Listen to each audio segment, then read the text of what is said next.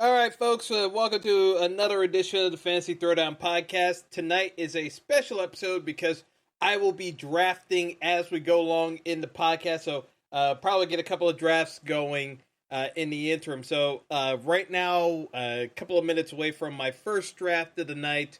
Right now, I am slotted in the fifth pick, so, in this range, it could go a number of different ways depending on how the initial couple of picks go down, but realistically, the way it's been slotting, it's I'm either going to be in the Alvin Kamara range, Michael Thomas, Dalvin Cook. Those would typically be the picks I'd be looking at in this range here, and then we kind of play off from there. But we've seen some goofy drafts already where folks take QBs as early as two. Again, folks, don't be drafted a QB with your second overall pick. I'm sorry. I don't care how much you like Lamar Jackson or or my man Patrick Mahomes. It just doesn't make any sense, and you guys gotta be smarter than that in using your pick equity. So this is where it kind of plays into the whole mindset of how you're getting yourself squared away. We got Andy Barron's going ahead talking about the draft preview. It's always good with Yahoo as they kind of talk about guys to select. He's talking about Kamara, Derrick Henry, Michael Thomas. All.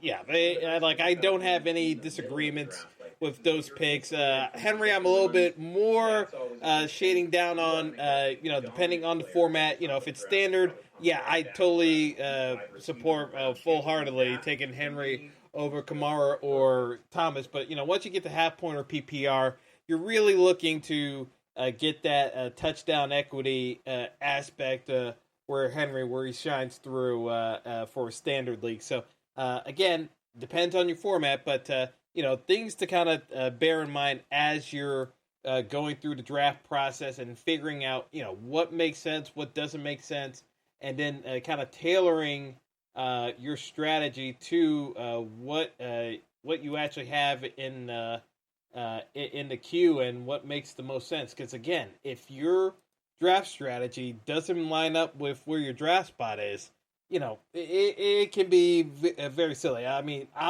you're not going zero running back aspect if you're overall number one. You're not passing up McCaffrey. Again, you have to kind of think about what your approach is to fantasy based off of your draft positioning. And sometimes when it's a randomized draft, you'll run into those issues. But when you do kind of proper draft prep, you can kind of start game planning different aspects that you want to attack on. So, as we get situated here, about a minute away from the draft, I'm going to look at this first round pick, start analyzing and digesting how I'm going to attack this draft in particular, because, fifth pick, you can go a number of different ways, but realistically, you kind of want to size up what you're seeing as well. For this draft, I would primarily focus my efforts on, getting, best player available and starting to build out a draft strategy from there as to where I want to attack and where I'm getting good value. I'm not going to go crazy over, what the specific aspect of certain players are going to be. That's a easy trap to kind of fall into where, it's like I got this great positional player when you already drafted a couple of dudes in that exact same role. So, again, not to go too crazy over how things are situated, but you gotta use your brain too. It's like not go crazy. So, first pick, we got McCaffrey, Saquon 2, pretty rudimentary. Zeke 3, and who do we got? Derrick Henry 4. Okay, I'm taking Kamara at that point.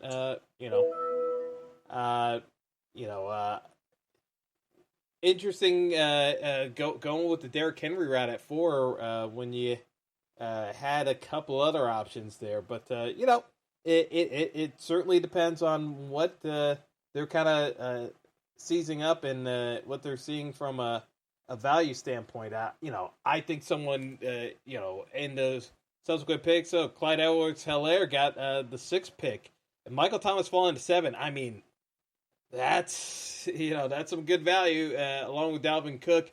But Cook, had been situated in that back end of the first round anyway. But Michael Thomas dropping to 7. That's getting a pretty good value in the back end of your first round. So now when you get to the ninth pick, you're going to start seeing a little bit more. How tactics are going to be starting employed. So Devontae Adams goes next. Joe Mixon 10.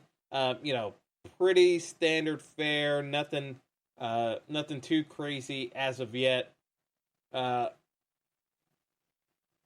So what I have been seeing is Julio falling late into the second round, which to me is crazy. But Tyreek going pick 11. So who's going to round out the first round and begin the second round? Let's see how this wheel gets handled, because 12th position I love, because I could start dictating the pace of the draft from there. So we got a Chubb pick at 12.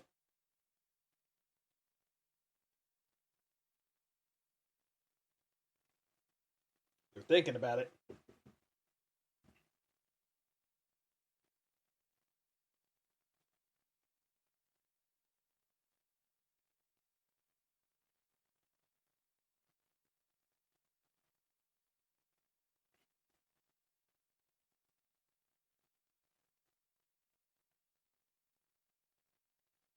And Julio. Okay, yep.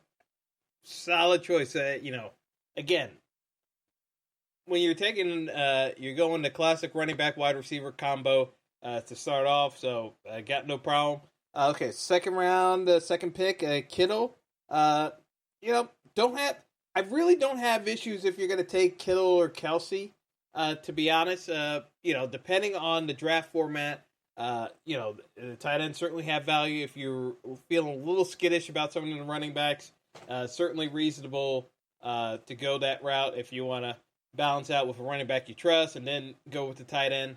My preference would still be to take a wide receiver, so I probably will look more towards DeAndre Hopkins, but, certainly reasonable aspect to kind of go at it from that standpoint. All right, so we got Kenyon Drake with the third pick in the second round. Okay. Couple of dudes that I'd be looking at in particular. Eckler, Josh Jacobs, Miles Sanders, all viable options that are coming up within the next. I got about 4 picks until my turn, so we'll see. We'll see which guy falls to me, or if it ends up being a situation where I actually take Kelsey. Okay, so Josh Jacobs goes with the 4th pick in the second round. DeAndre goes next. Again, we're kind of following form. Nothing too crazy going on with the picks thus far. Which hey, I like good competition. So we got Godwin, Le'Veon. Interesting. All right then. So I'm big on Eckler. I've always been big on Eckler. So I'm probably going to take him ahead of Miles Sanders. But again, that's just a personal preference as well. It can vary between certain folks, but I do like Eckler over Miles Sanders. So that's just personal preference.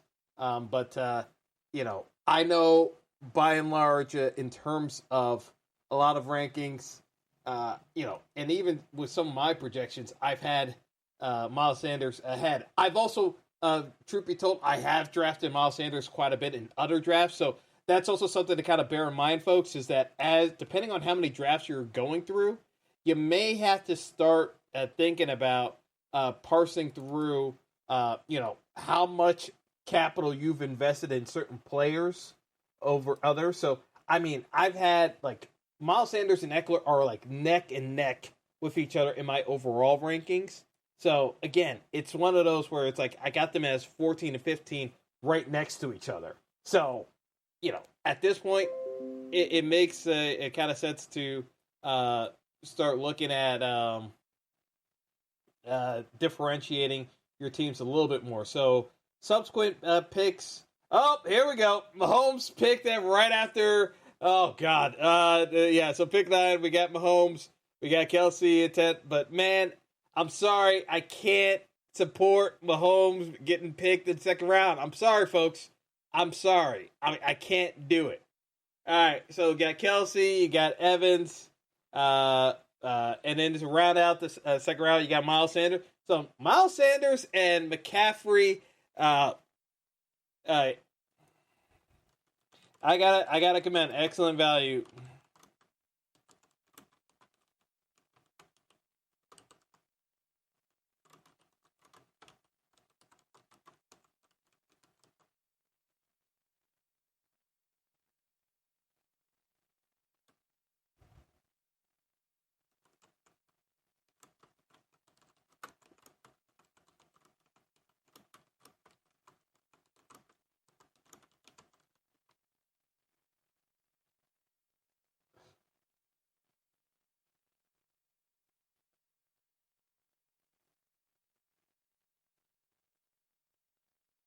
Yeah, so Aaron Jones, so overall number one, like really strong running back core, filling out with Aaron Jones to go with Sanders and McCaffrey. So definitely definitely some value there. You got James Conner going next.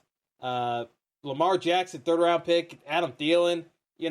Hey, I'm liking this because I'm getting that I'm getting some good value on my Blazer. So I got Kenny Galladay coming right next to me. I mean, I'm happy with getting my value in already. So I got Kamara, I got Eckler, and then I ran out with a nice wide receiver 1 in Kenny Galladay. I'm liking my draft so far, so I'm feeling good.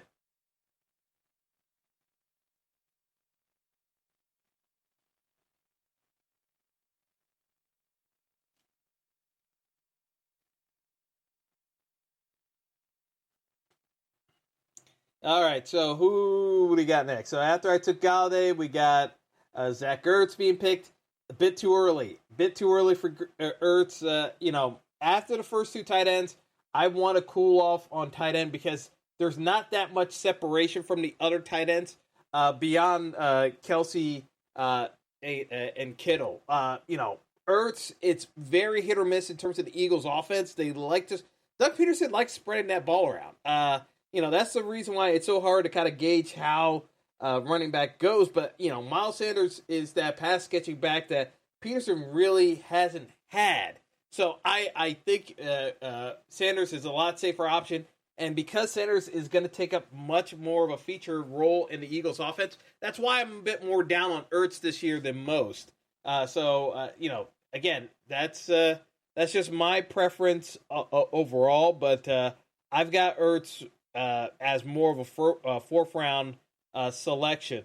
But as we kind of go along, I'm going to start looking at how far David Johnson possibly falls. We got a Chris Carson sighting already, we could see different parts of drafts going. So Chris Carson, Odell. Man, Odell's got some issues that I got reported on, but I'm not getting into it. You can see that on Twitter. Allen Robinson, nice pick. DJ Moore, Melvin Gordon.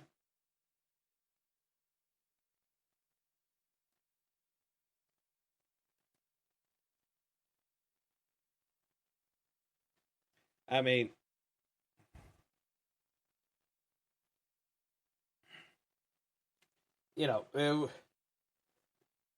it's one of those where I actually like Melvin Gordon in the Broncos offense where he's going to have zone blocking in effect and opening up chunks of yardage without him getting hit at the line of scrimmage like he was with the Chargers. I think the change of scenery definitely helps. I really was hoping he was going to drop a little bit further, but it's one of those things. And again, see, here's the thing, and this is what I'm getting interested by.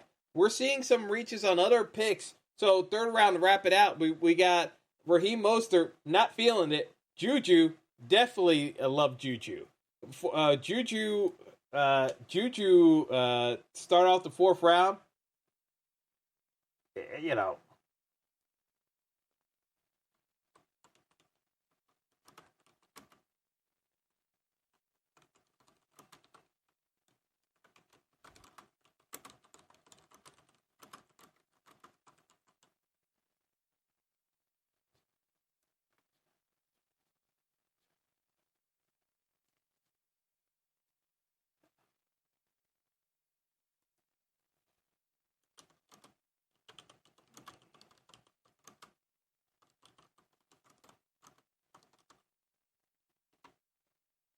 all right, so back to back, Juju goes. My backup plan to differentiate was to get David Johnson, and as we go along, you just gotta go through. So Juju, Jonathan Taylor goes next. We got David Johnson, Juju, uh, took away Juju, took away David Johnson, and then we got Mark Ingram being drafted. Followed by Dak Prescott. I love Dak. I'm not taking Dak in the fourth round, but I love Dak. If you were taking Dak in the fifth round, I got no issues with that. Fourth is a little bit early, but again, when you're trying to assess like how some folks are lining up.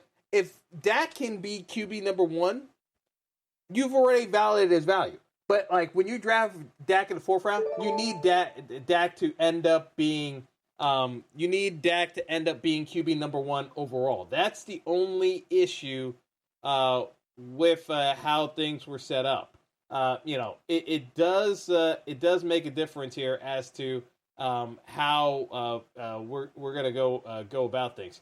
So here's where I'm kind of leaning towards. I'm gonna take Robert Woods here. I'm not, and the thing of it is that Robert Woods pretty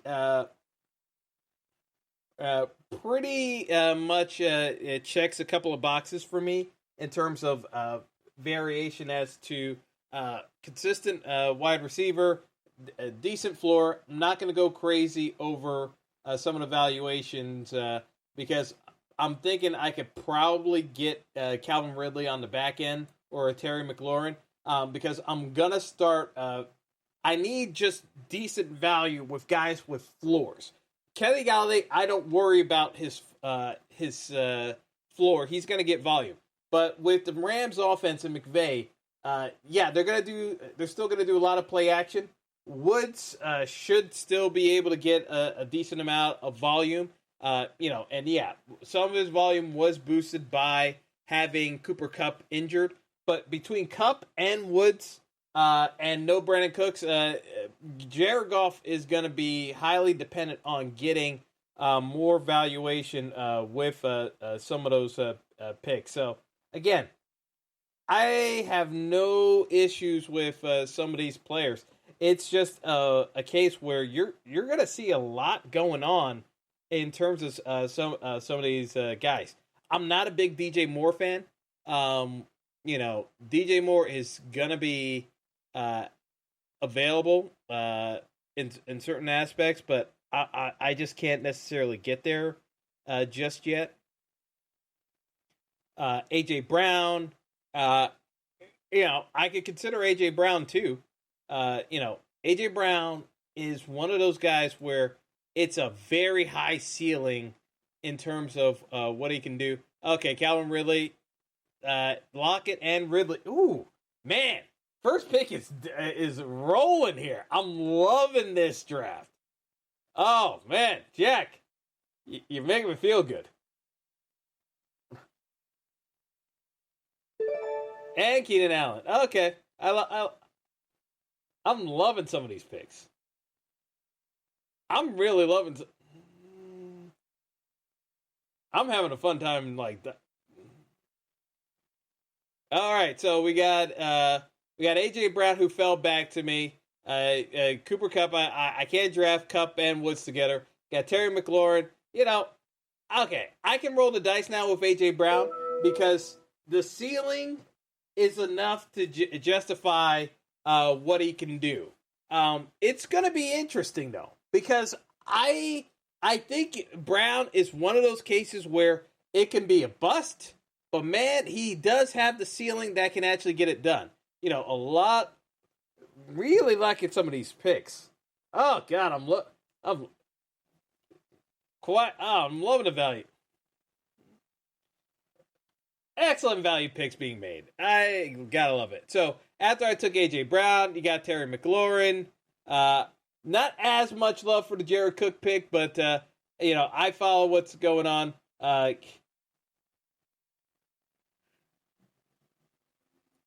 Hmm.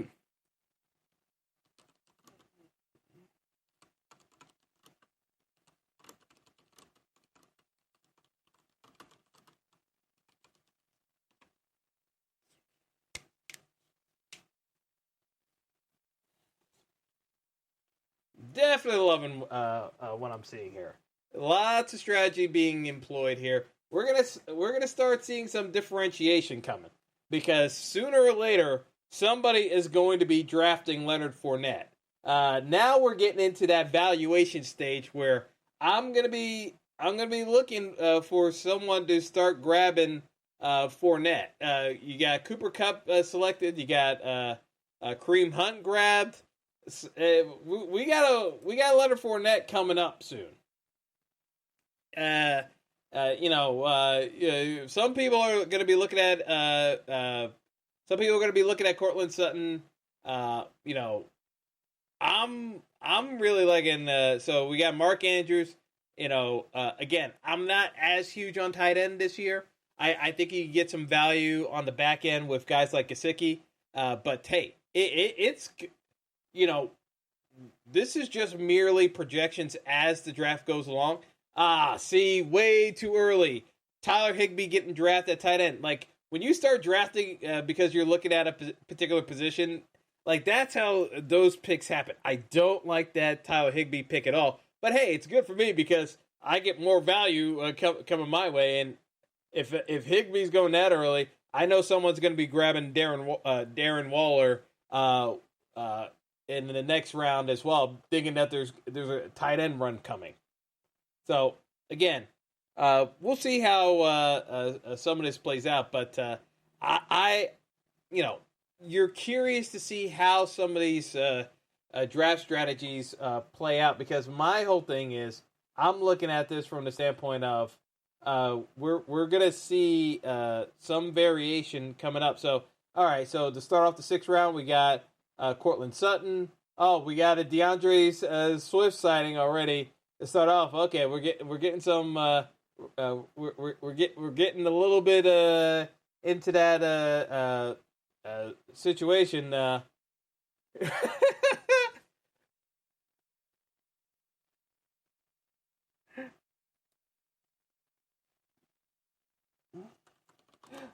Someone making a Will Fuller joke.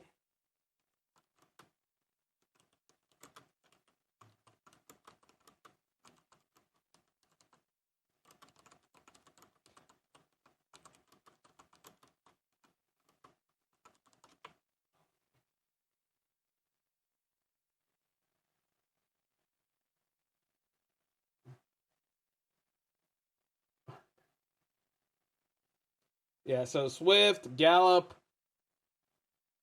All right, so this is getting in that little interesting phase where I'm looking at this and I'm saying to myself, I can see myself if Fournette falls, I'm gonna have to take him.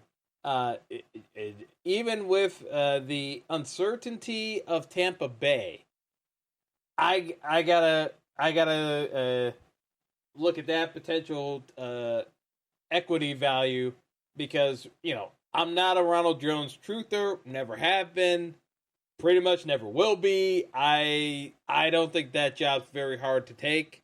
Again, it's there are various options you can go with in the interim, but you know, all right. So we got Jordan Howard selected. We got Evan Ingram.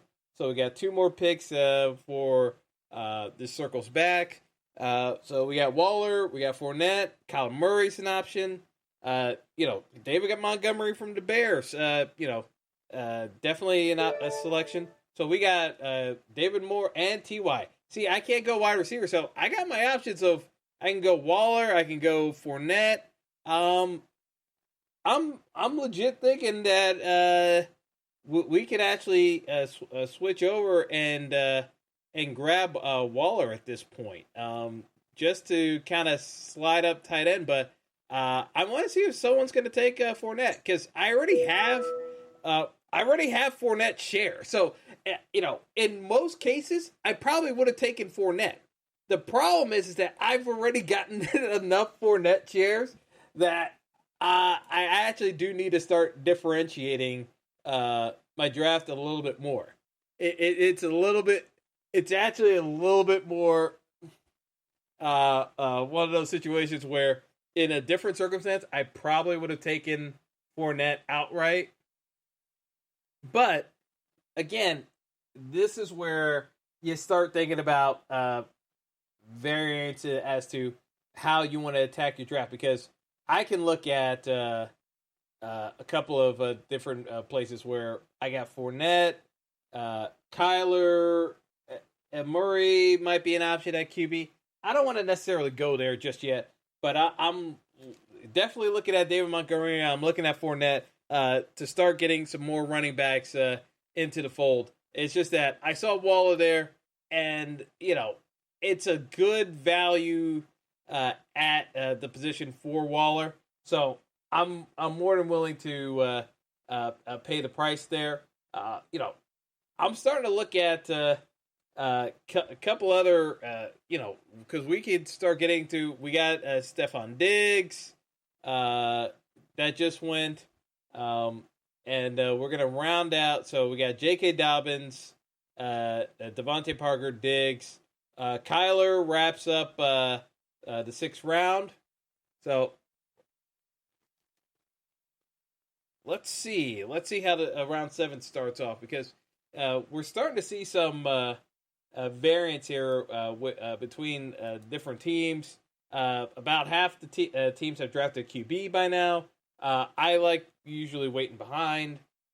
So at this point, I can start waiting this out and start getting a few more position players in the door that I'm feeling comfortable with. So, Hollywood Brown, there we go.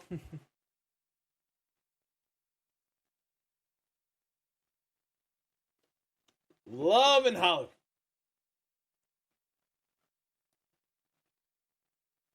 Woo! I love Hollywood Brown.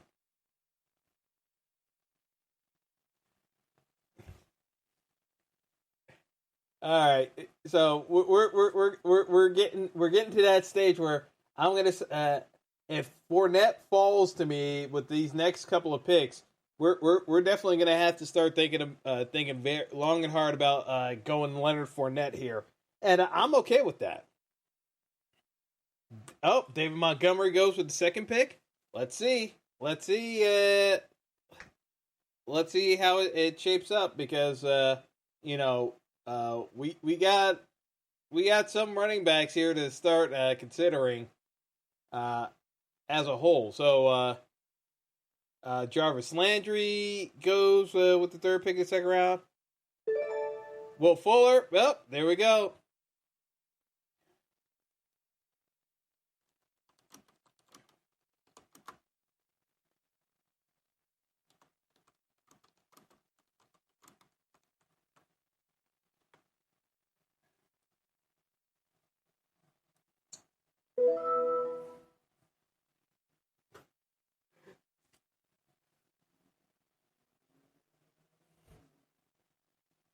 Like, there's no in between. There is no in between Leonard Fournette. It's either a boom pick or a bust pick. Fournette I could easily see Fournette going into the doghouse for Bruce Arians, or actually being one of those fantasy playoff running backs. There is no doubt in my mind. No doubt in my mind. That Fournette is one of the riskiest picks in the draft this year. But the equity is there. Once you get past the first couple of rounds, if Fournette's still there, you gotta roll the dice there, because once you get past the first 20 picks, there are so few opportunities for seeing a guy that ends up being RB1 value. Fournette's one of those guys. Like I said, I don't have any faith in Ronald Jones actually doing anything of note to hold down the starting running back job in Tampa. So I think as long as Murray gets his act together and starts, taking it seriously, and because it's a 1-year deal, and most of the league has kind of washed their hands of him, I gotta think that no one claimed it on waivers. This is Leonard Fournette's is essentially playing for his career, so I kind of like going that route with Fournette. So again, waited it out long enough. It's just one of those areas where now you can start contemplating making those selections. But it's we're actually seeing some QBs going in the back end of the round. So to follow up the Fournette pick, you got Josh Allen, Latavius Murray, Julian Edelman, Marvin Jones, Tyler Boyd, and then a quarterback run game with Matt Ryan and Drew Brees. I'm loving it because, again, if you see all the teams starting draft QBs, there's only about 3 teams left that haven't drafted a QB yet, and I'm still seeing a bunch of guys that I would still rather take at QB. Even if you don't like Brady, I still think Brady's a good player. Carson Wentz, Stafford is viable. Big Ben's viable. Daniel Jones, as much as Daniel Jones sucks as a real-life QB, Jones should be fine for fantasy purposes, mainly from the standpoint of, hey, Giants are god-awful defensively. There are going to be plenty of situations where he's just going to have to throw his way into a game. So, again, Daniel Jones, real-life QB, not so great. Fantasy-wise, yeah, I can roll with that. So, again, it just depends on your frame of reference of how you want to go about building out your roster. But it's perfectly fine how you want to go about things.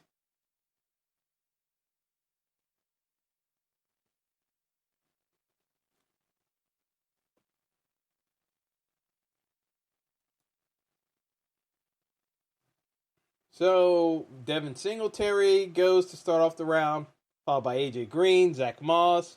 Got Philip Lindsay, so that would have been a nice pick to stash there. Not terribly too heartbroken though, because I still got James White in a you got receptions in this league, so not too worried about that. Now it's just about building out decent value in your roster and maintaining some of the flexibility. James White just left the board, so you got 2 more picks.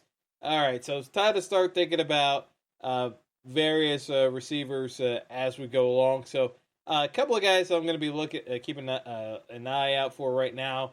Brandon Cooks, Deontay Johnson, both viable. Now, you can go off the board and take Antonio Gibson. It'd be a little bit early to take him. Ooh, CD Lamb just went.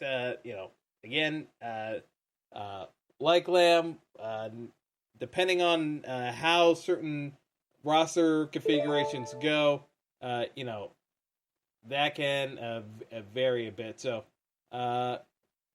So as it stands, I'm kind of looking at it and seeing that I may want to. I'm looking at it. I'm like, I may want to take Antonio Gibson here.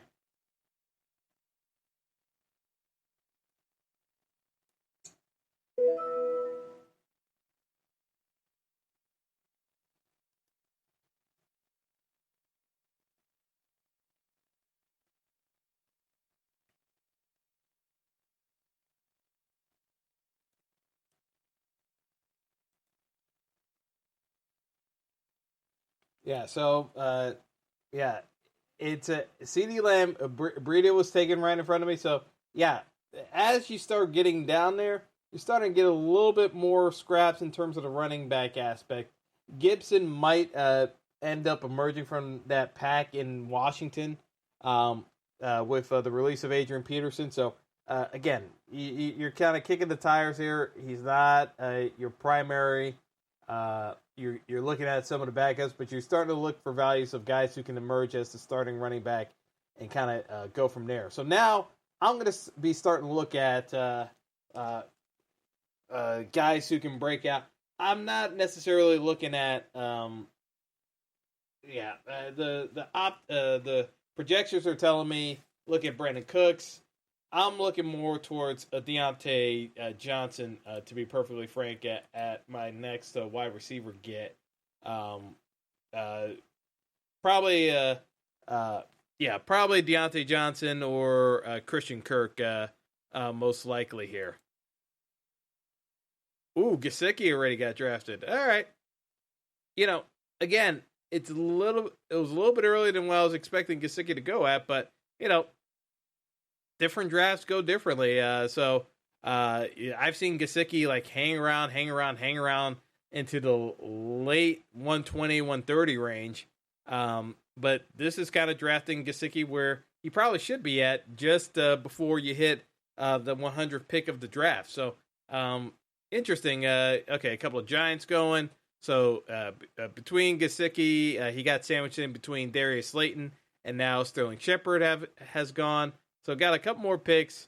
I would still take Deontay Johnson ahead of the Giants wide receivers. So I'm hoping Deontay stays there. Okay, Noah Fant. People have been trumpeting the Noah Fant train. I am not one of those people, but I get the hype. I get the hype. He should have been used more in Iowa. He wasn't. That's why he fell in the draft. Didn't really get used all that much in Denver to start out with. So I did kind of get burned from a best ball standpoint. Maybe that's me feeling a little burnt. But, I'm going to have some shares of Noah Fant eventually because I'm going to have enough drafts to get there. But not quite there where the values have him ranked. Again, that's where some of these options just kind of depend on where things are kind of gravitating towards. So I'm taking Deontay Johnson here. I could have taken Carson Wentz, but I'm not looking to grab a QB just yet. I'm going to wait it at least another pick or two and then start settling on my QB from there.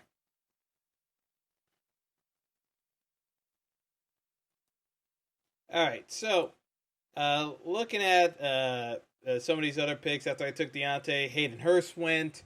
All right, so Anthony Miller, Cooks. Yep, Cooks went after that. Gronk, Debo Samuel, Christian Kirk. What do we got? Tariq Cohen. Emmanuel Sanders. Nice pick. Oh, auto pick strikes. Someone, auto picker, grabbed the defense. Oh, boy. Oh, boy. Shame for auto pick. Oh, man, I hate when auto pick it. Because, again, you should never grab a defense, even if it's the 2001 Ravens defense or how the Pats defense worked out this year. Like, defense should be, like, maybe the earliest 3 or 4 rounds before your draft ends. That's about it.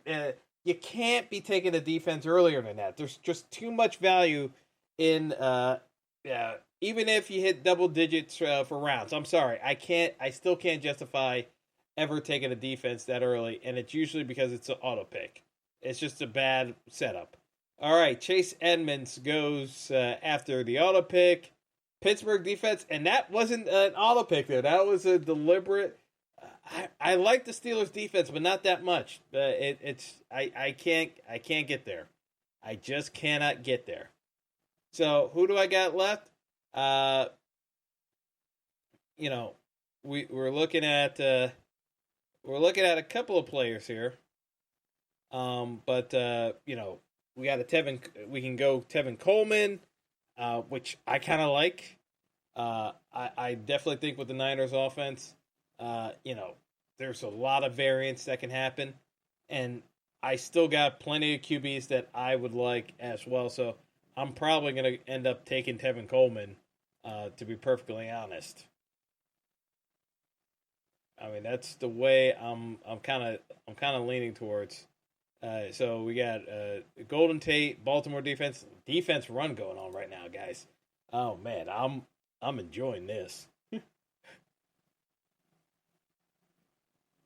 I mean, there's so much talent still left out there that I'm. Oh, Carson Wentz just get grabbed. Okay, this makes it a very simple decision for me. Uh, yeah, so I'm taking Tevin Coleman because I know I can get Brady or Stafford later in the draft and not lose much. So I'm taking Tevin Coleman.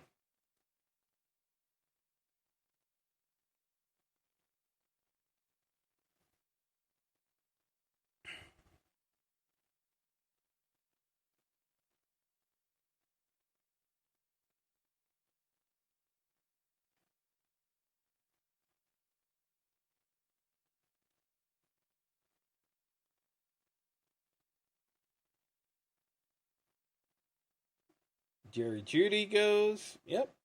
Uh, solid value there. Got no. I mean, I like I said, we had the little defense run there, and that leaves me a lot of my pick of the litter for QBs that I can now drop into, um, in terms of guys that I would have zero issue grabbing. You got Stafford, you got Tom Terrific. I feel very, very good about where um,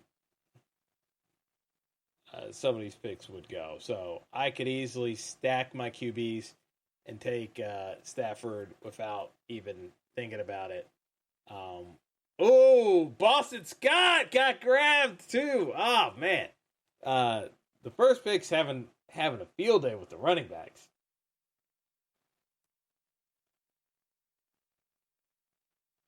Woo!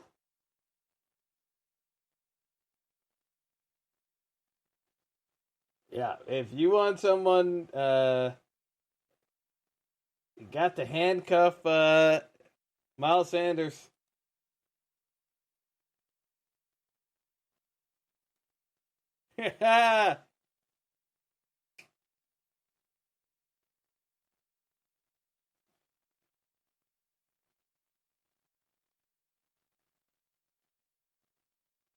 All right. I could see the first pick's going to be a problem to deal with, just because of the value that they were able to obtain. So uh, very much in line with value that they're going to be able to obtain. Uh, on Johnson goes. Raquel Armstead was before that to begin the round. So two picks. Hey, I got Brady. I got Brady. I kind of penciled in.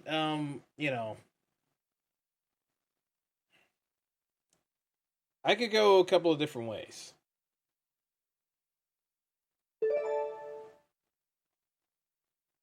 I could definitely go a couple of different ways here. Sammy Watkins got drafted, and yeah, I'm kind of liking. Yeah, I'm kind of liking taking Brady here. If Brady, here's the thing with Brady. he's going to have uh, a lot of options to kind of target.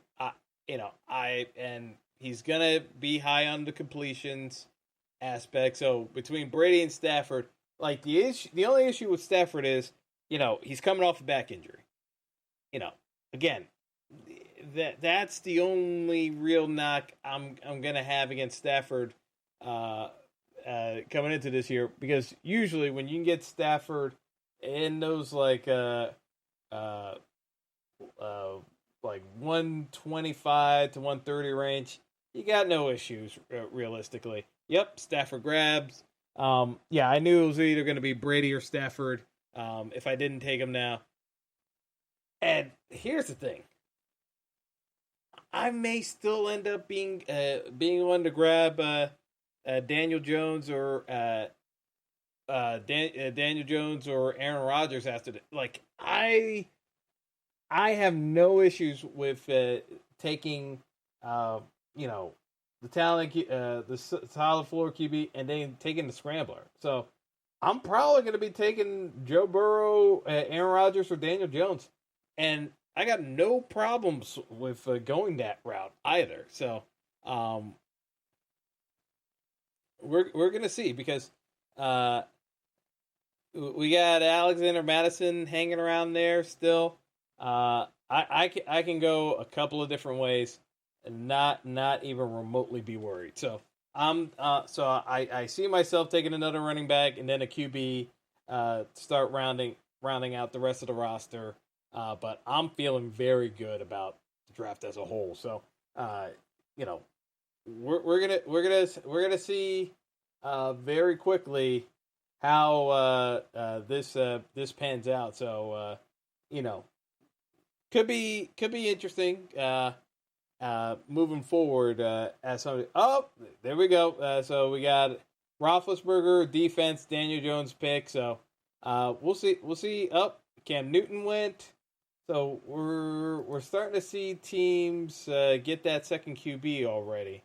So I may have to grab QB now. We got 4 picks. So between Rodgers and Burrow, I may need to uh, Rodgers and Burrow. I may need to like start making my assessments as to next pick. Hawkinson goes at tight end, but I still got Austin Hooper hanging around. So again, this is where depending on again, there's a lot of value at tight end, so I could always wait it out on the back end before I splash on tight end.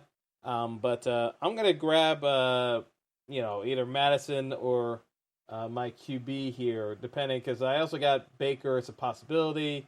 I got Rodgers. You know, we're gonna see how this shapes up, because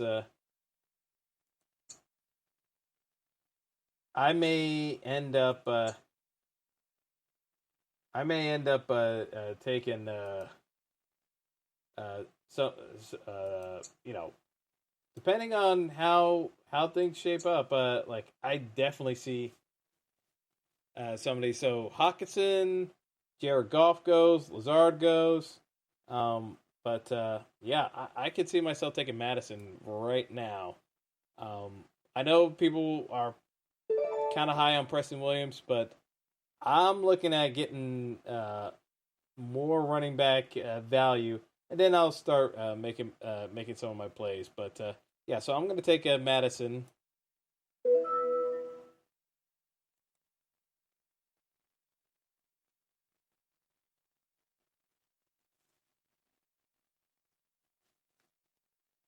All right, so New England defense goes, which I'm perfectly fine with. I'm curious to see how some of these picks go on the swing. Sony Michelle.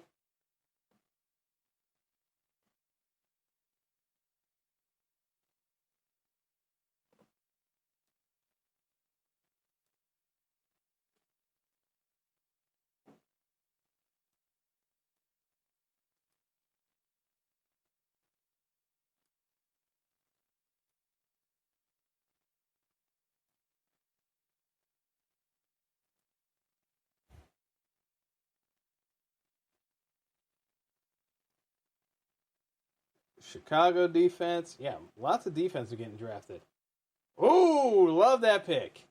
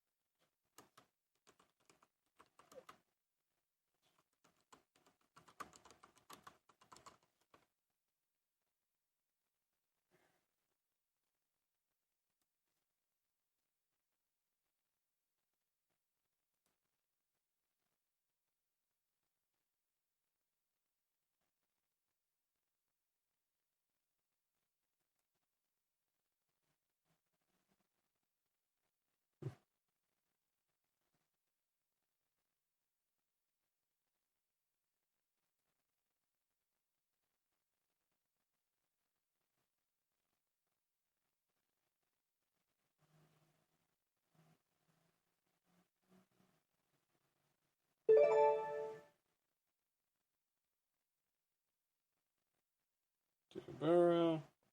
All right, so I'm looking at this, and I can go Mike Williams, but if Mike Williams is always injured, but it's such good value though that I feel as though, as much as I can probably stretch it with Aaron Rodgers one more round. Might burn me, but I always could take Gardner Minshew after the fact. We're gonna see.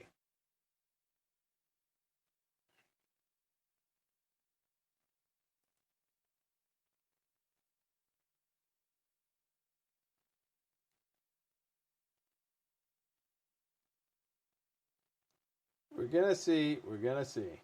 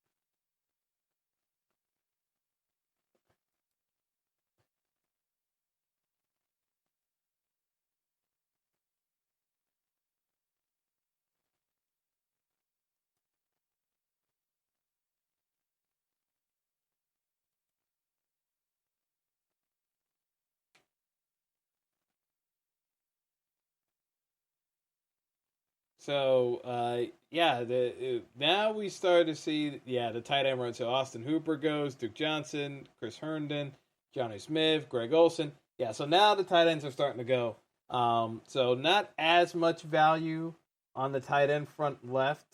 So now you're looking at the Jack Doyles of the world, Ebron. I mean, not the end of the world, but yeah, now you're starting to scrounge a little bit more, but it's not it's certainly not where you're gonna start seeing tremendous value. So it's you kind of go from there.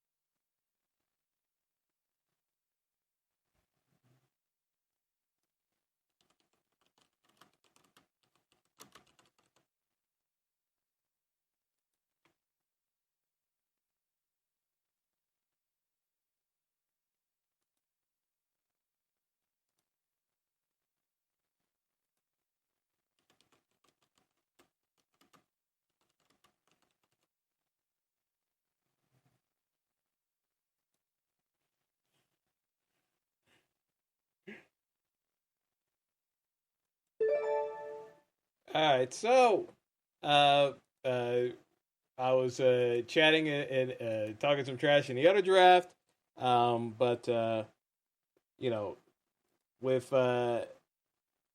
getting scooped at the last couple of picks for Aaron Rodgers, I'm going to be looking at Baker Mayfield in terms of my next QB. Uh, but I might actually take AJ Dillon here. Actually, now I'm looking at it as like AJ Dillon is still there. Um, only got one tight end, which I'm not worried about. Um, but I'm actually going to round out and probably take either Baker or Gardner Minshew from there. But not worried. Not necessarily worried in terms of some of these draft results. Got a couple of teams that are probably going to take a second QB. Not necessarily worried about it being Gardner Minshew. Again, some of these teams took multiple tight ends, so again, the draft kind of played out. Uh,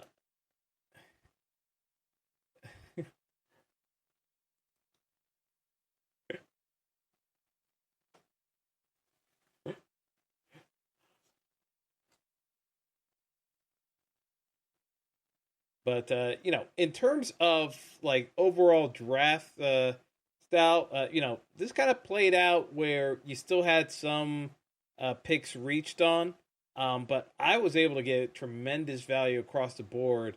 With the skill position, so very happy with the wide receiver core because you got Galladay, Woods, AJ Brown. Then you kind of get Deontay Washington, Mike Williams. So you got value with wide receivers that should be consistently able to produce. Not necessarily any overlapping bye weeks. Lots of running backs to kind of plug and play with. So not worried on that front. Because again, with COVID, I'm very curious to see how the running back position plays out. Because like between offensive line and running back, I see those as the most likely positions to have issues. And if you got offensive line issues, you're going to have running back issues, in my opinion, more than anything else. So I'm, again, this is uncharted territory that we're dealing with here.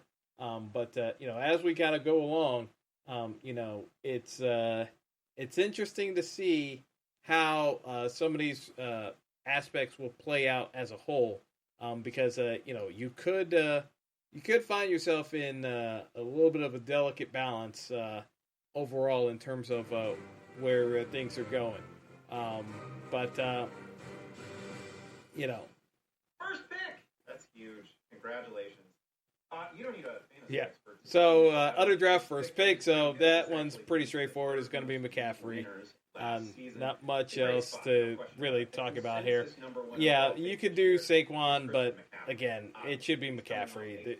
Like trying to be cute with your draft picks, they're not the smart way of going about it, in my opinion. You're more reaching than anything else if you try to play around with things like that.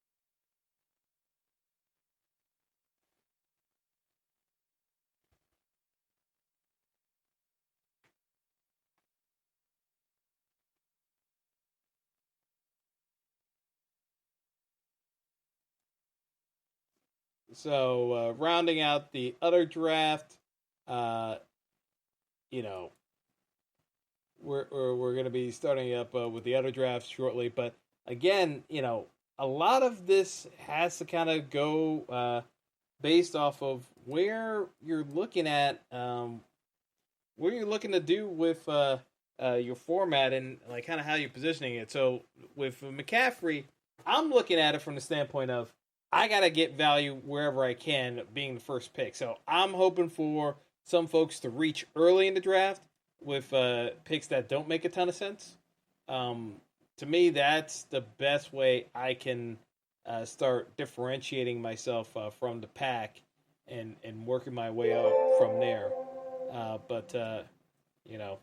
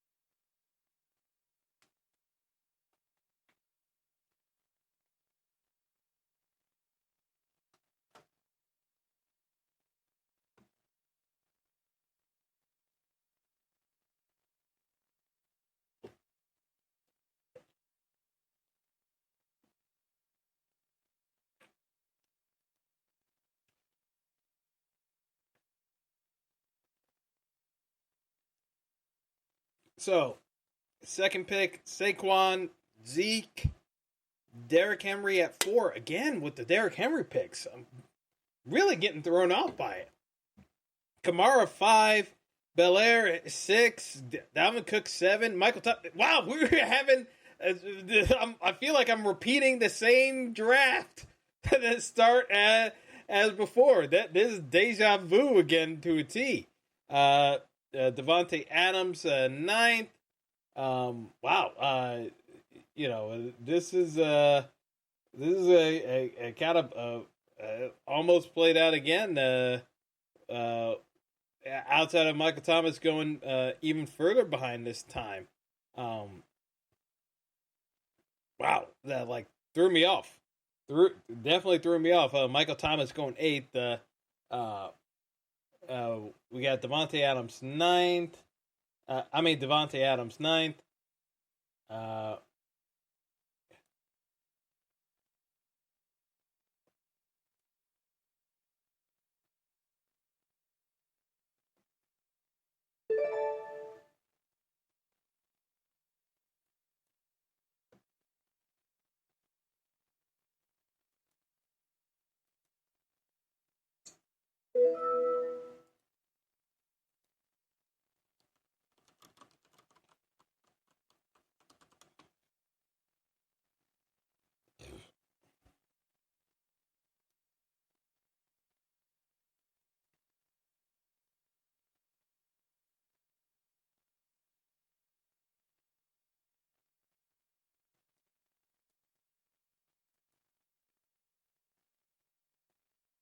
So after Devontae Adams, we got Nick Chubb, Tyreek, Mixon, Julio to round out the first round. Mixon to start, like that combo. Second round, second pick, Kenyon Drake. Okay. Definitely seeing some familiar names. Nothing too surprising yet. We haven't had a QB selection yet, so I'm bracing myself to have that kind of luck. As with the first pick, you're looking for something that doesn't quite jive. in terms of uh,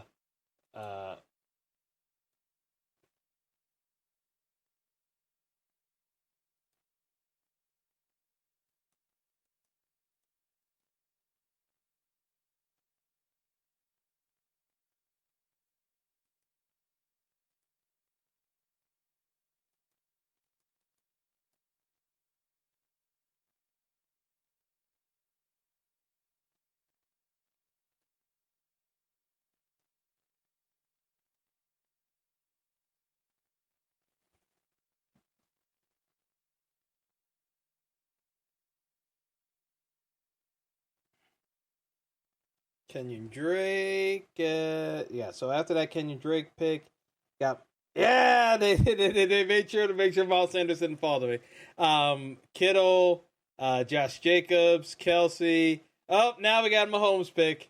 All right, so I'm already starting to see. Uh, I'm already starting to see some value falling. Okay, now that got killed because got Eckler selected, Aaron Jones selected. Okay, fine. And it's like I did not get to say it's like I did not get the breaks that happened in the other league.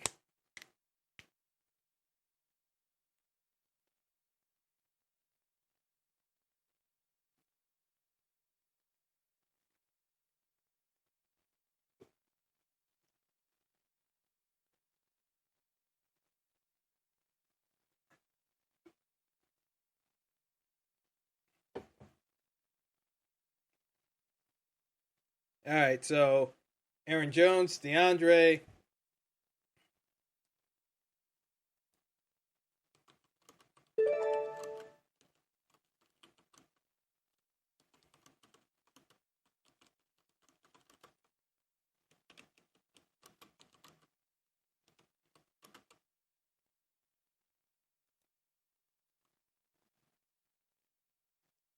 All right, so I'm probably going to lean more towards Connor.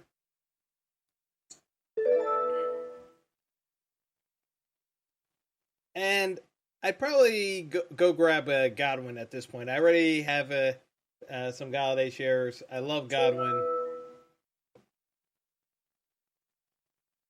I'm not as big on doing a Chris Carson selection. I get where the valuations are telling you. Um,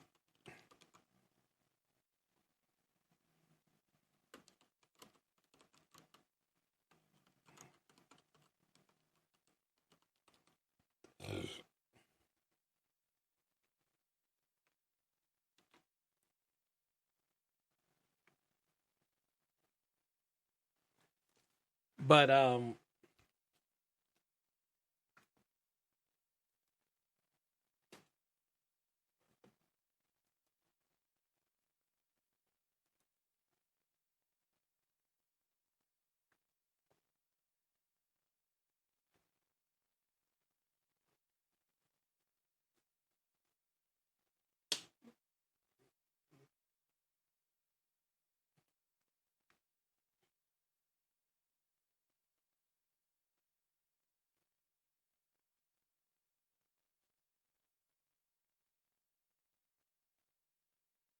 right. So after I took Galladay,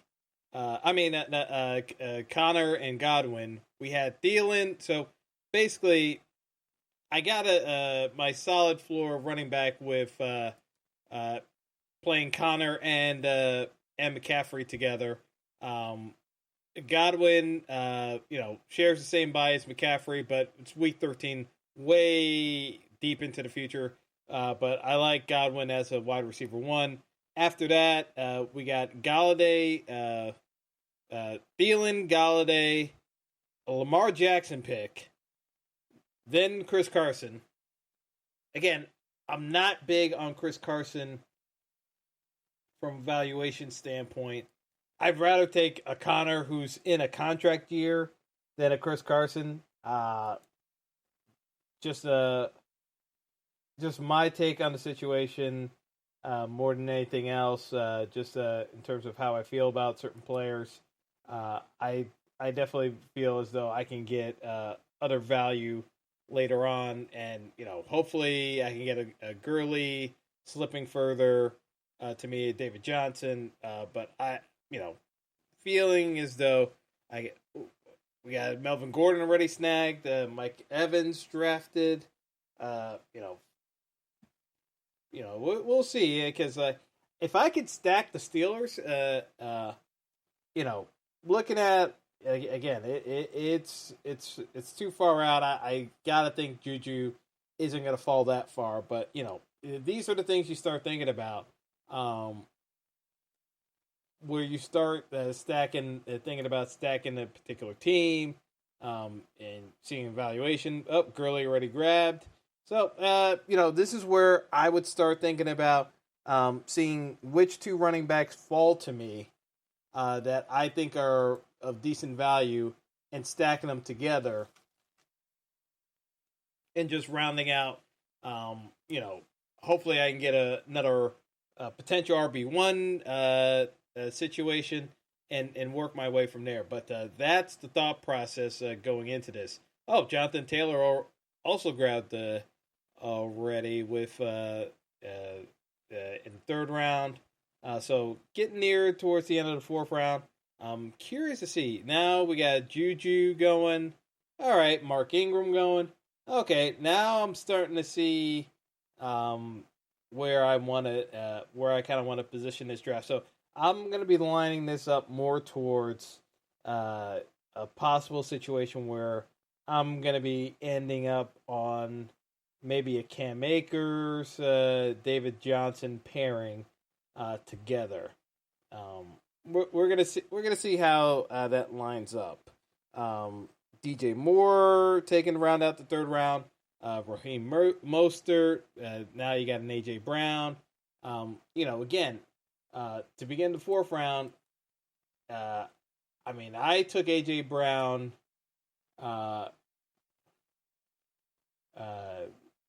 As we kind of go back to it, AJ Brown was my fifth round pick. So 53rd pick. So AJ Brown going a little bit earlier, and ahead of Odell, which I'm not as big a fan of. But again, various folks are going to have their valuation set up differently.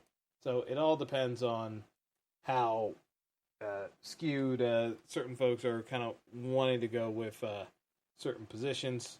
But it's going to be a give and take process. But I'm looking at it from the standpoint of, okay, who are the best running backs I can start pairing? Maybe I do a Le'Veon David Johnson pairing. It'd be an injury-prone pairing, but with McCaffrey, I can go with two boom or bust picks and still not be as concerned, because I got a Connor for upside. Oh, looks like Le'Veon just got grabbed. So I got 6 more picks. I'm gonna wait this out a little bit further and see who we got available.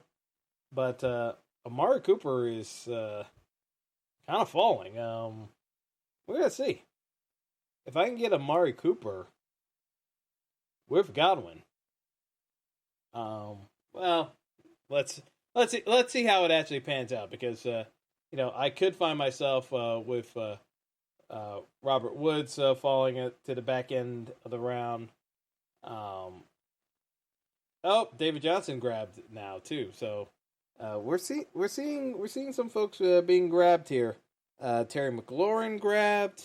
All right, we're seeing some valuation, seeing some separation. All right, interesting dynamics how it's playing out. I'm seeing more of a play on the wide receiver side of things in terms of valuation of what I can do.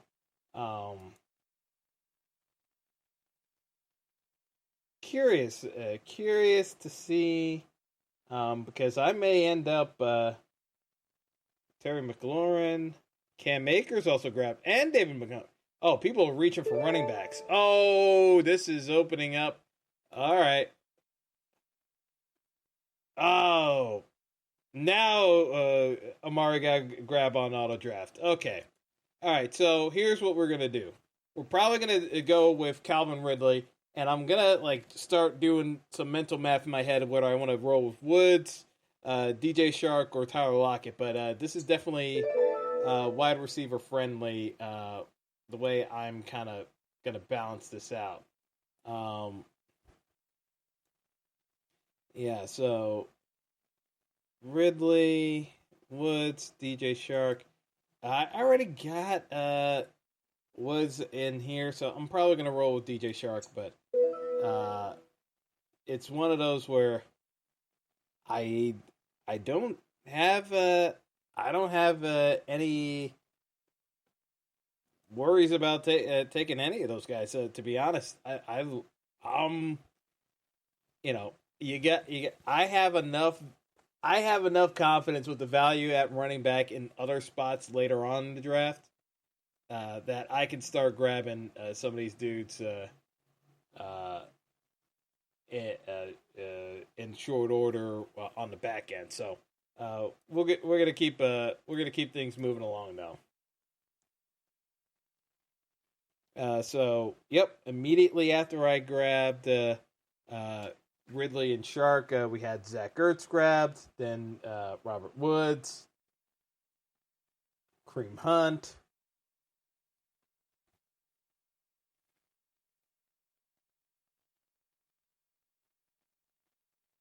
We're going to see who starts taking the Seattle wide receivers, because now we got, I think Lockett just went. Yep, the Lockett and DK, Lockett just went. So now we got DK Metcalf, the Cortland Suttons of the world. We're going to start seeing. The Yahoo valuation of Tyler Higbee is just wrong. I'm sorry. I just can't get over how much I disagree with that Tyler Higbee valuation on Yahoo. It's just wrong.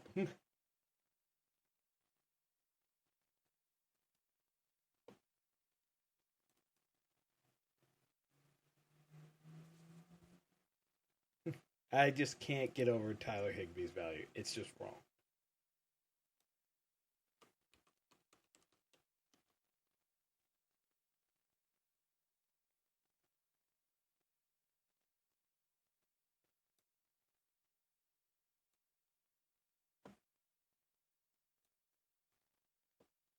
All right, so Lockett, yeah, Lockett and Metcalf go back to back.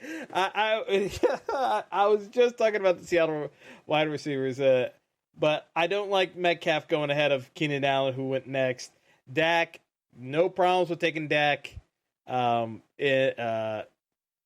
that point in the draft, no problems at all with Dak.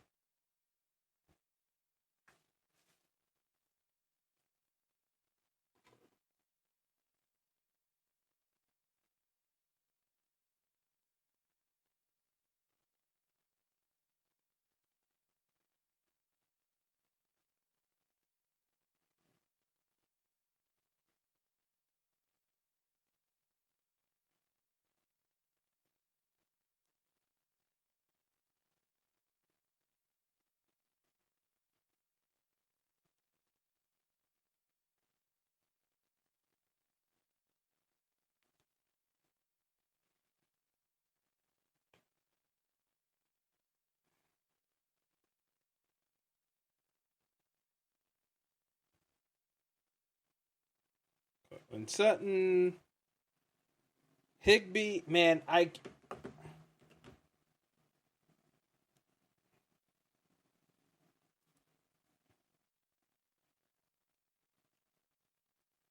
just can't get over how high Higby is ranked on Yahoo. He should be ranked in the 70s. He's ranked in the 50s and 60s, and people are just reaching on him on tight end. I don't see the Rams offense gravitating towards Tyler Higbee. I just think that's a miss. I just think that's a misranking, and people are getting caught up with that on Yahoo. That's just the way I kind of feel about it. I can't go one way or the other about it. But as we kind of go through some of these other picks. After Dak, we had DeAndre Swift, running back for Detroit, Courtland Sutton. The Higbee pick, I can't get over that one. Stephon Diggs, still high, but not the Josh Allen pick. I hate, can't, like Josh Allen, Tyler Higbee, like those are picks. Not it wasn't by the same team, but man, I just don't like where those guys are ranked. Jordan Howard, Devontae Parker, Deshaun Watson. Okay, we're getting a QB run, and I'm seeing if I can start eyeing up J.K. Dobbins and some Zach Moss action here, but definitely want some J.K. Dobbins exposure if I can get there. It might end up with Darren Waller again too as a tight end, depending on how some of the valuations go. It definitely depends. Waller just got taken. I think Waller got taken. Oh, nope, he didn't. So Gallup, Kyler Murray, Tyler Boyd. Two more picks. But yeah, I'm looking more towards probably doing a combo with Devin Singletary and J.K. Dobbins.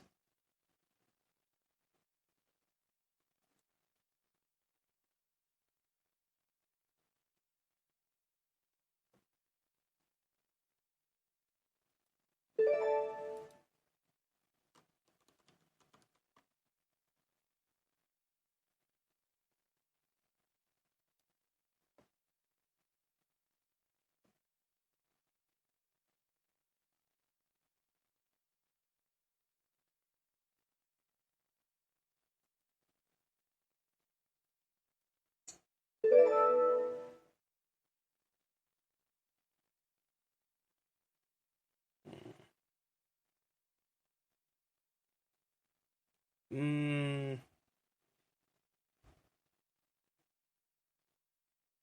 I feel as though J.K. Dobbins is still my play here. I, again, this is more of a conviction play. I could go Waller and not have any reservations about it, but I'm probably going to play with J.K. Dobbins here, just because I don't see him lasting getting back to me. That's just me. I could be wrong, but I don't see J.K. Dobbins lasting long enough to get back to me. Knowing some of the guys that I'm going to be competing against, I don't see J.K. Dobbins lasting 20 picks.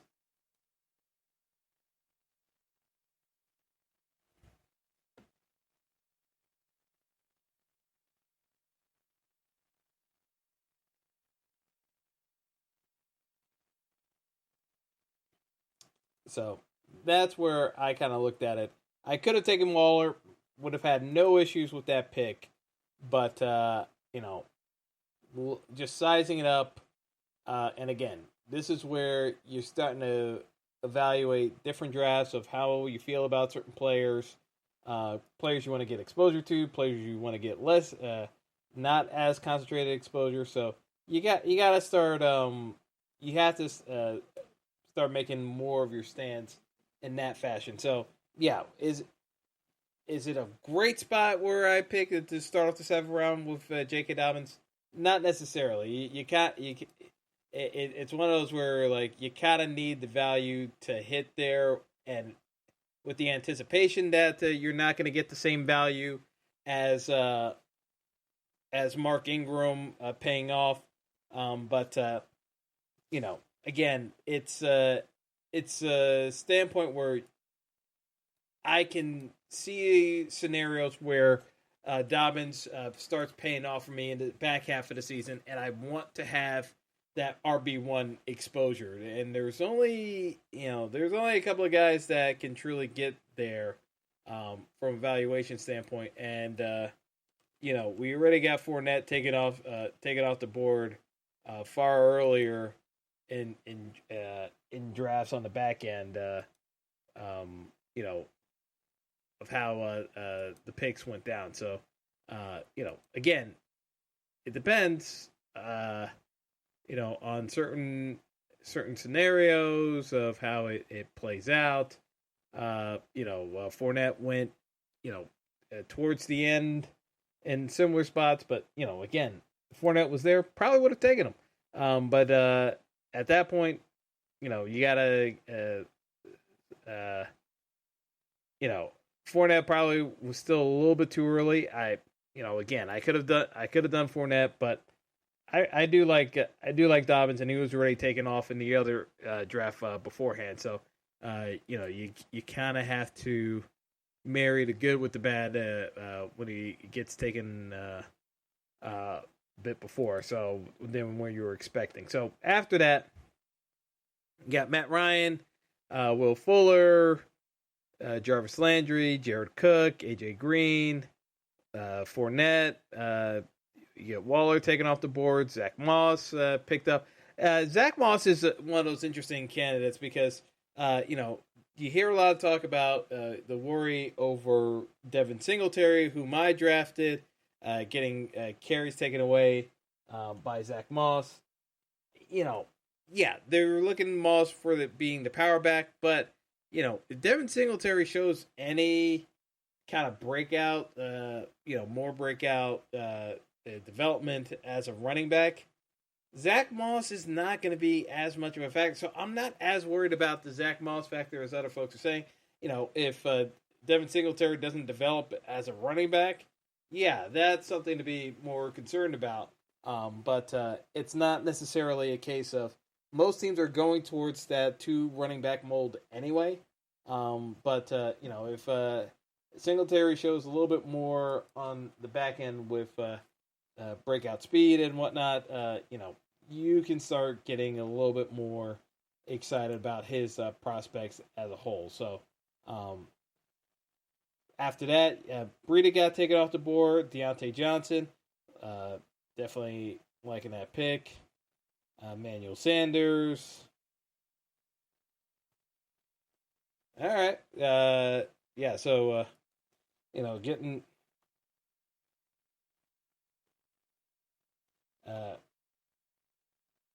some good.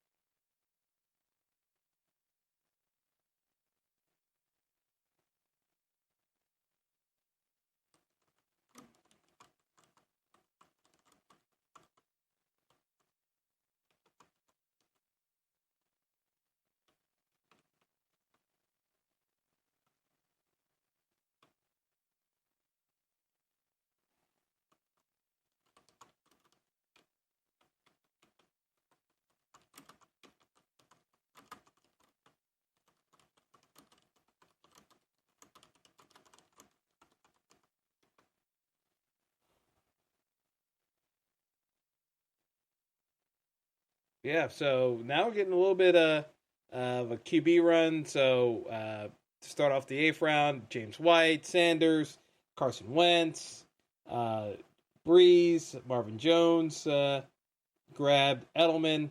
So now I'm starting to look at this as, we're heading into close to the 100th pick.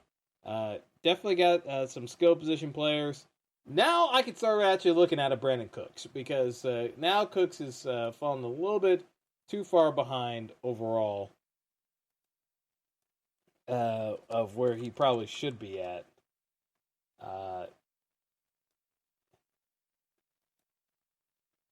Where I could take a stronger look at Cooks as a wideout. Obviously you're not looking at it from it's like a wide receiver 3 range. Okay, Gibson is taken off the board, but yeah, I can look at it from the standpoint of I can get a Hayden Hurst, and I can make my decision on whether I want Cooks or Christian Kirk to start rounding out because they're really neck and neck with each other. I might still take Kirk anyway, just from where I like some of these players, but let's see. We're gonna take, and then I'm probably because both players are gonna be drafted around. We're gonna see. I like Kirk. I've already had Kirk in a couple of drafts, so I haven't gotten exposure to Cooks yet. The wide receiver situation in Houston isn't the best, but I'm curious to see who's going to get the lion's share of targets from Deshaun Watson with DeAndre Hopkins gone. We're gonna start gauging some of these picks further out, but you know, gonna be looking at a couple of these guys a little bit closer moving forward, though. So now this is where I'm gonna be start eyeing up guys like Gesicki, Tevin Coleman. I'm gonna be starting to get a little bit more value on these picks. Anthony Miller, Kirk. You know, I can definitely see. So after that, we have Philip Lindsay go off the board for Denver. And I don't like. It's not that I don't like Philip Lindsay. I just think that Melvin Gordon is such a good fit in Denver. You need to bank on Melvin Gordon's injury history to have Philip Lindsay pay off. I don't think Philip Lindsay on his own can beat out Melvin Gordon. That's just me. Now, knowing that Philip Lindsay always walks around with a chip on his shoulder, could he beat out Melvin Gordon later on in the season as Melvin gets injured? Yeah, certainly. That can definitely play a role in changing the thought process there. But we'll see how it goes. So Philip Lindsay, we got Big Ben going, CeeDee Lamb, John Brown, Tevin Coleman grabbed. Would have been nice to have Tevin Coleman around, but it's not the end of the world. But you liked seeing running backs with a pathway of getting a little bit more traction in their respective offenses. So we'll keep an eye out. But definitely seeing where some of these value plays can start panning out, so to speak. Man, as things are going on, looking at the NBA game, Miami and the Bucks at 87-80. Like, Miami really did not step on the throat of the Bucks, so that game is still way closer than it has any right to be. With the Bucks playing without Giannis Antetokounmpo being injured, but the Bucks trying to make a go of it, but everyone was pretty much expecting the elimination here, so kind of go from there. But all right, so after Tevin Coleman off the board, we got Mecole Hardman, Marlon Mack, Christian Kirk. All right. Interesting plays because so far in this draft we have gotten every team outside of yours truly has made a selection at QB. I'm perfectly fine waiting it out further. That's just always been my modus operandi. So I'm good with sitting back a little bit further on making a move at QB, mainly because I'm looking at the QBs I still got available to me, and not exactly worried about not having quality of depth at the position. So, all right, Golden Tate's taken off the board along with Christian Kirk. Got Gronk, some Deebo Samuel. Got a defense selected already with 10th round. Guys killing me here with these defensive selections, but it's still too early. Tariq Cohen grabbed. Anthony Miller, Pittsburgh. Man, these defenses are being grabbed in the early rounds. I don't get it, but I will take it. I will certainly take it.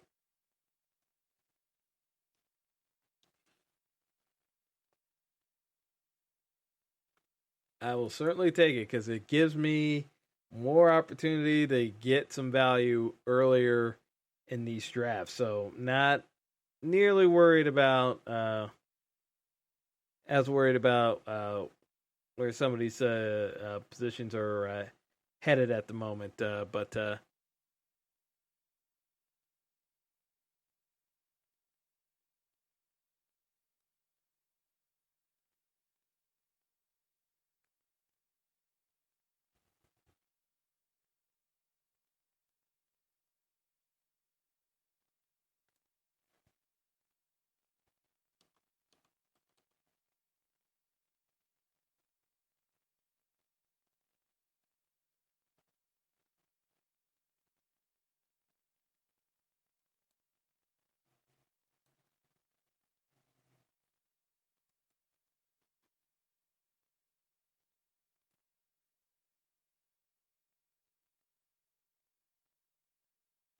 yeah, I may even look at go and grab getting Sony Michelle and taking a chance on Boston Scott in the event Miles Sanders gets hurt.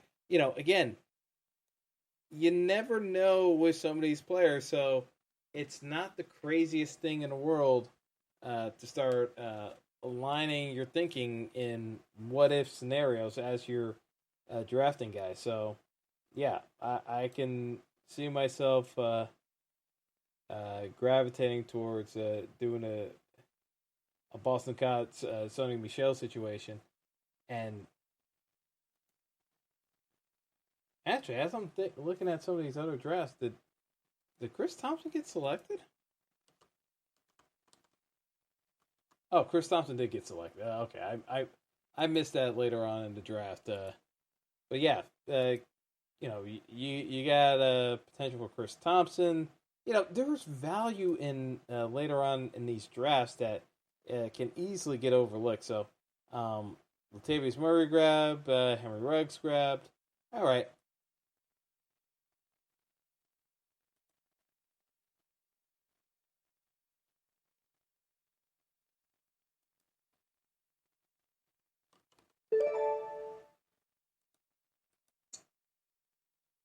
All right, so Chase Edmonds grabbed. Okay, so here's where I'm kind of looking at it.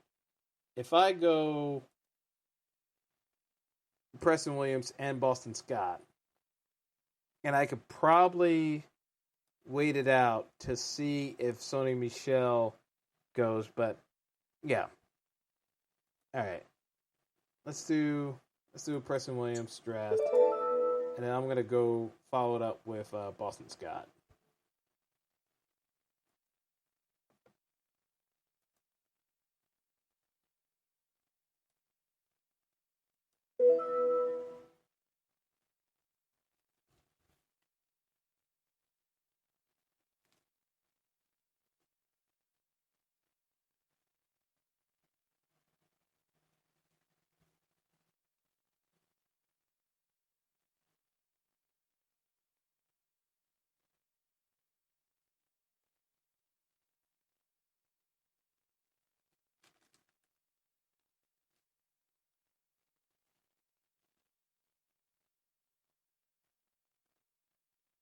All right, now we're starting to see some second QBs get taken. So Matthew Stafford goes off the board.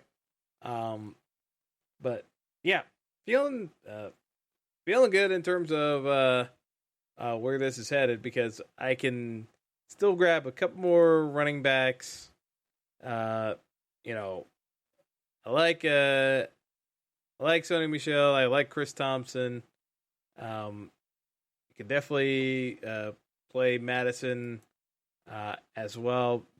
No, no qualms about some of those picks. So uh, again, it depends on what you want to do. Uh,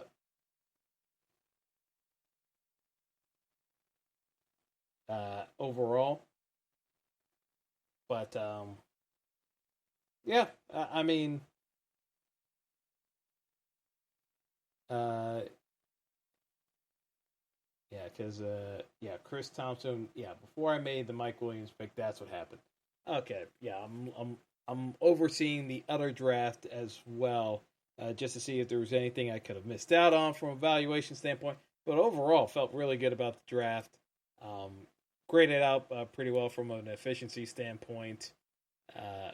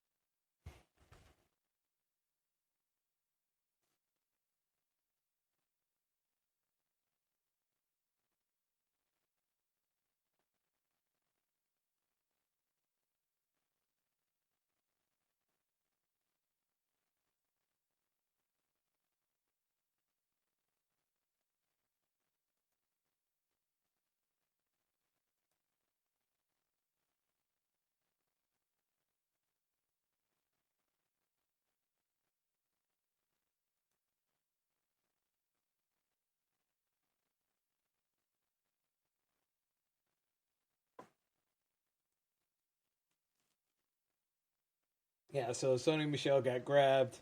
Got folks feeling good about that. Hey, you get Sony Michelle later on in that 12th round. I mean, Damian Harris starting on IR. I mean, folks think that Sony Michelle's done. You know, we've kind of been through this story before. We know the Patriots running back situation is always haphazard, to say the least. But it's not the craziest thing in the world um, to see certain things go down. So again, the Boston Scott situation, I kind of like him overall. We'll see how some of those picks transpire, but as it stands, feeling pretty good overall as to what I'd be looking to do on some of these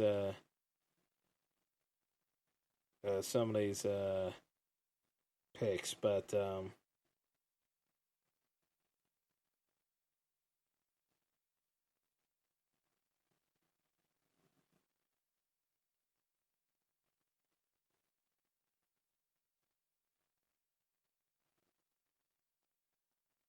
so who do we have already?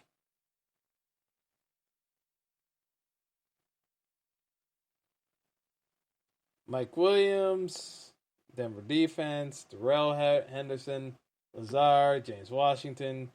Gesicki already taken off the board. All right. Yeah. So here's where I'm looking at it. It's like I kind of look at it from going if I can roll this back and get both Madison and Chris Thompson on the back end, I've done my job.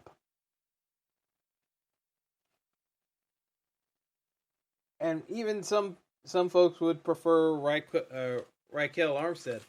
Uh, you know, you know, Armstead might take a while. There's not an exact pathway on there. So now we're starting to see more teams get a little bit more into the QBs. I'm perfectly fine waiting it out at QB a bit further and punting it. I don't go crazy over QBs. Uh, I think you can get more than adequate value with some of the QBs in the later rounds, especially this year, because with Aaron Rodgers falling this far, um, you know, we can we can debate if some of these QB valuations make a ton of sense, but I I look at it from the standpoint of Aaron Rodgers should be grabbed by now. Hopefully he's not grabbed, but we'll see. We'll see how this pans out. But so Justin Jefferson, Daniel Jones, New Orleans defense, Duke Johnson.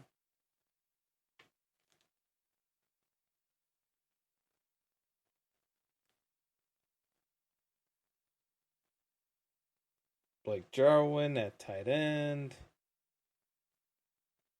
New England defense. Wait, are we going? Okay, I thought we had our second defense selected, and I was about to question certain things, but we'll see. Two more picks. Let's see if this will. We'll see how this land. We'll see how this lands. We will see how this lands.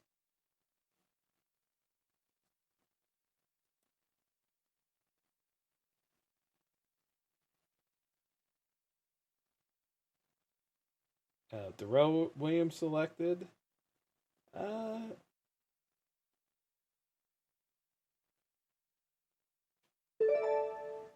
Chris Herndon selected. All right, so yeah, we're gonna take Aaron Rodgers, and pretty much settled on taking Madison.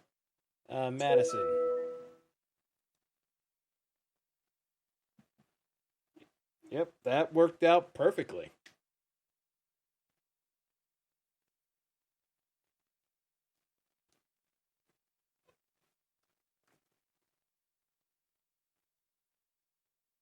So an auto pick selection took another 3 tight ends. Oh God, I auto pick. It's like, come on, auto pick.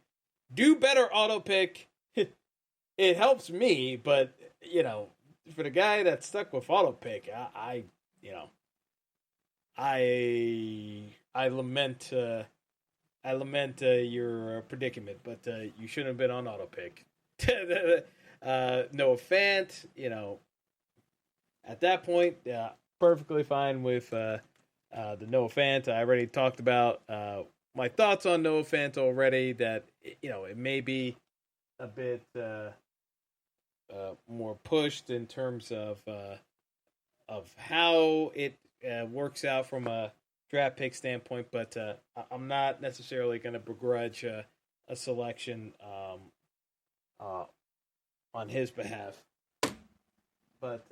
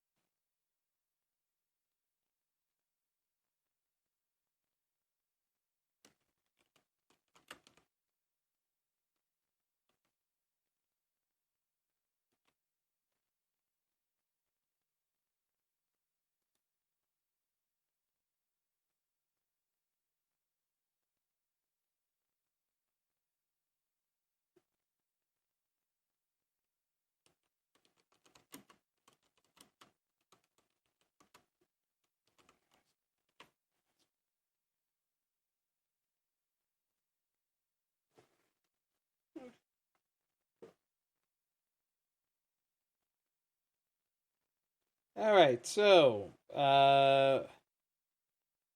we had after Noah Fant, we had Jalen Reagor go, boom bust type of pick.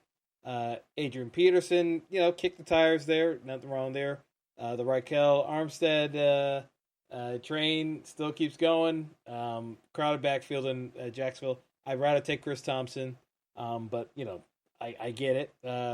Roddy Anderson goes in the 7th pick of the 13th round, followed by Chris Thompson. Nice grab. Dallas Goedert, Curtis Samuel, Larry Fitz, Jonnu Smith, a tight end for Tennessee rounds out the 13th round. 14th round begins with Joe Burrow picked. You got Benny Snell selection. Ooh, we're starting to kick the tires on some of these backup running backs now pretty hard. Carlos Hyde. Yeah, Damian Harris. Damian Harris should go ahead of Hyde and Snell from the way I would position things. But, again, it can vary depending on how folks are kind of looking at these picks. But,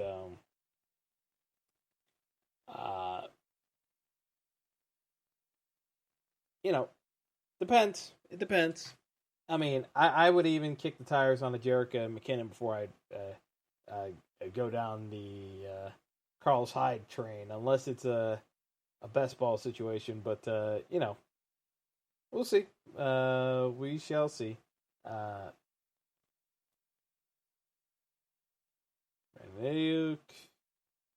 Tony Pollard. There we go. Steven Sims. Got more picks. Not necessarily feeling the need to go down the Jared Goff hole. Projections are saying a pair Goff with, but I'd rather have a couple of other players instead. Truth be told. Want to see Mayhem Hines.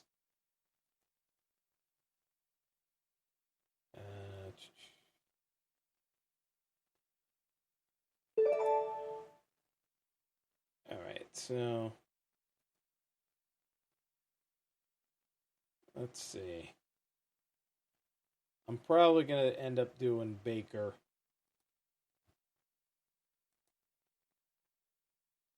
Yeah, if I do Baker and then follow it up with a Jack Doyle pick, probably makes more sense in terms of how I want to position this.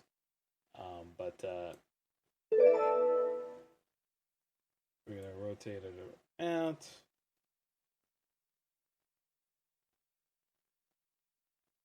And I'm probably going to end up, I'm probably looking at a Jack Doyle selection here.